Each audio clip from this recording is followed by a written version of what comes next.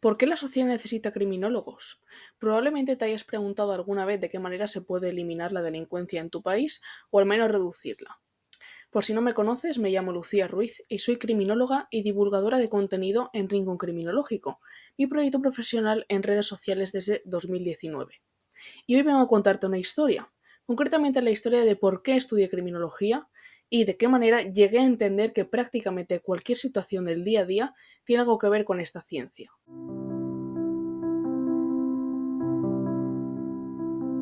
Sobre los 15 o 16 años, cuando estaba en cuarto de la ESO, estaba pensando en qué carrera quería estudiar para saber por qué rama ir en bachiller, como todo el mundo. Por aquel entonces, que era sobre 2012 o 2013, una de las noticias más escuchadas en España era el caso de José Bretón. Es un caso bastante famoso, pero por si acaso no sabes de lo que te estoy hablando, José Bretón asesinó a sus dos hijos calcinándolos. ¿Por qué te cuento esto? Pues porque tenía bastante curiosidad por saber qué se le puede pasar a alguien por la cabeza para cometer semejante atrocidad hacia sus propios hijos. Y todo ello ligado a que de toda la vida soy una persona a la que le gusta ayudar a los demás y que también estoy todo el rato cuestionándome el porqué de las cosas, lo tuve bastante claro y decidí decantarme por criminología. Probablemente te sorprenda que no te haya dicho que quería ser policía o que tenía interés por la medicina forense. De hecho, en relación con el caso de José Bretón, mi idea inicial antes de estudiar criminología era sacarme la carrera y después especializarme en grafología, ya que una de las pruebas que le hicieron a José Bretón fue escribir a mano un texto para determinar rasgos de su personalidad. Socialmente hay una falsa creencia de que la criminología consiste en analizar muestras biológicas como sangre o huellas dactilares, o que es una carrera que sirve como un trámite para formar parte de las fuerzas y cuerpos de seguridad. Y es probable que quien esté escuchando este podcast lo haya pensado ahora o alguna vez en su vida, y siento decepcionarle. Por ejemplo, a una enfermera no se nos ocurriría decirle que su trabajo únicamente consiste en sacar sangre o que un matemático solamente sabe sumar y restar. Pues con la criminología pasa lo mismo. Normalmente estas creencias están más relacionadas con la criminalística, que es una ciencia forense que se encarga de estudiar qué ha sucedido en la escena del crimen, quién lo ha cometido y quién es la víctima. De esta manera, recogiendo las pruebas necesarias, se averigua qué ha sucedido para poder elaborar el informe forense correspondiente. Y en el caso de España, esta labor la hace la Policía Nacional, en concreto el cuerpo de la Policía Científica. Sin embargo, la criminología va un paso más allá, ya que es la ciencia empírica que se encarga de estudiar el delito, el delincuente, la víctima y el control social, que es el contexto en el que ocurre la delincuencia.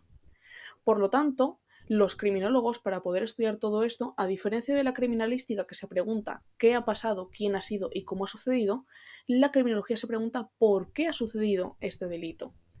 Entonces, a partir de aquí, los criminólogos estudiamos por qué este delincuente ha cometido este delito y por qué esta víctima ha sido víctima de este delito. Una vez dentro de la carrera, el primer curso fue bastante teórico, como prácticamente cualquier carrera, pero sirvió para empezar a sentar ciertas bases principalmente relacionadas con la psicología, la sociología y el derecho.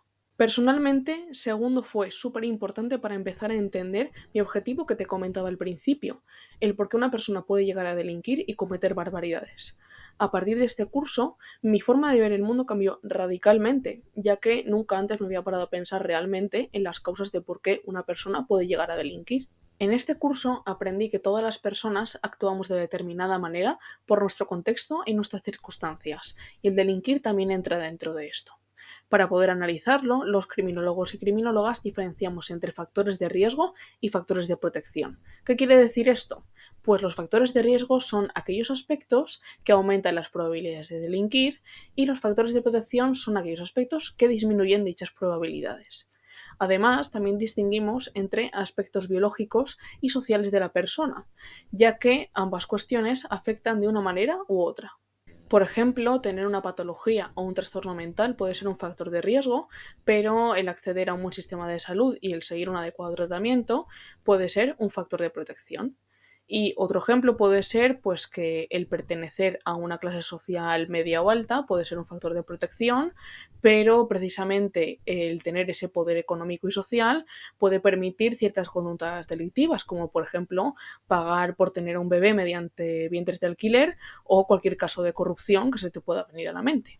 Aunque te podría contar 1000 ejemplos más, a la hora de evaluar los factores de riesgo y de protección, nunca es una fórmula exacta, ya que lo que para una persona puede ser un factor de riesgo, para otra puede ser de protección y viceversa. Y que además un factor de riesgo no suma un punto a las probabilidades de delinquir y un factor de protección disminuye un punto, sino que según el caso concreto habrá cuestiones que pesen más y otras que menos según la vida de cada persona. Con esto comprendí por qué es tan importante realizar un estudio lo más objetivo posible y sin prejuicios, ya que nadie delinque porque sí, porque como hemos visto, influyen muchas cuestiones.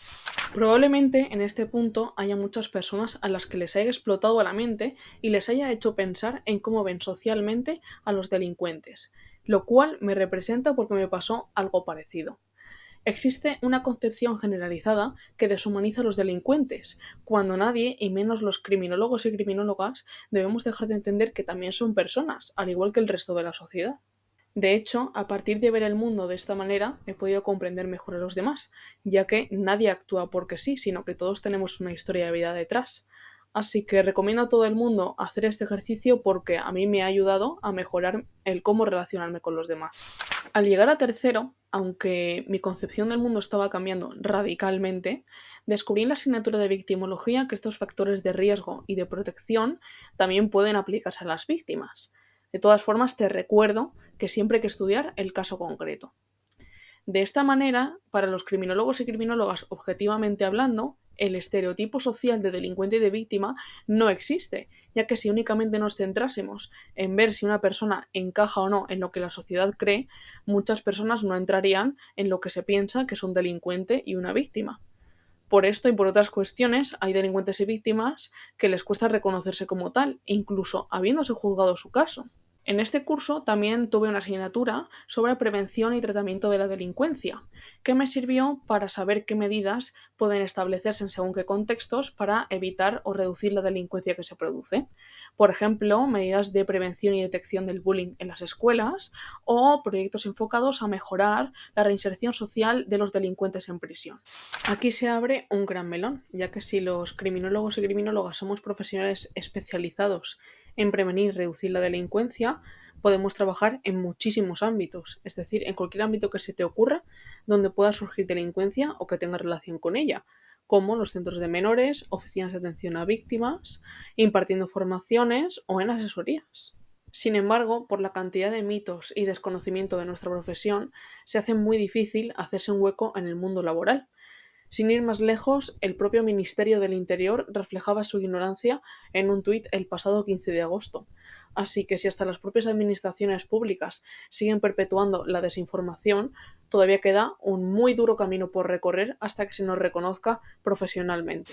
Y llegué al cuarto curso, donde, entre otras cosas, estudié la responsabilidad jurídica de los menores a nivel civil y penal o la violencia de género, pero en este caso me gustaría centrarme en la asignatura de Derecho Penitenciario, ya que hay un gran estigma sobre las personas internas en prisión. La base de esto está en que el concepto de delincuente a nivel social es bastante deshumanizador, por lo que en el momento en el que una persona comete un delito se produce un gran rechazo hacia ella, ya que principalmente se rompe con nuestro concepto de moralidad y porque se infringen las leyes de nuestro país.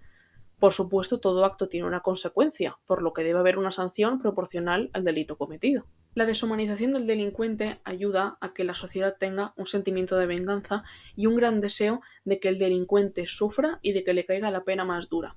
Sin embargo, gracias a que en España tenemos un sistema judicial sólido y a que en el artículo 25.2 de la Constitución se defiende la reeducación y la reinserción social del delincuente, se bloquea en cierta manera que el Estado tenga el poder de ejercer violencia sobre cualquier persona interna en prisión.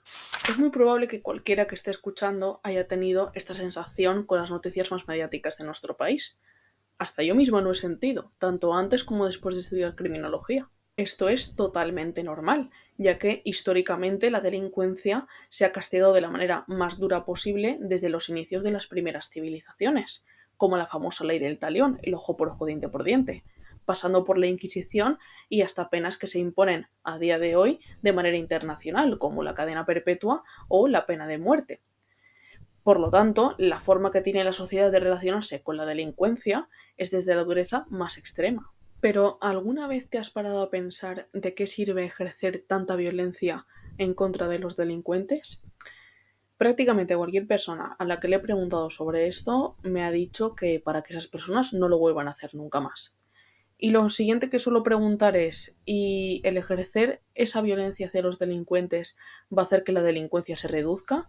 ¿O por el contrario, esa sed de venganza va a ser aún mayor?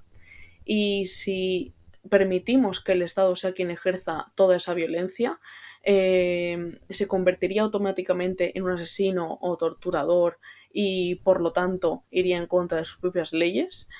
En este momento las personas pues se descolocan un poco, pero enseguida me dicen que sí, pero que esas personas ya no lo volverían a hacer nunca más. Esta respuesta viene desde una situación de privilegio y desde el no haber reflexionado nunca el qué pasaría si, hipotéticamente, fuéramos nosotros quienes cometiésemos un delito y qué trato nos gustaría recibir.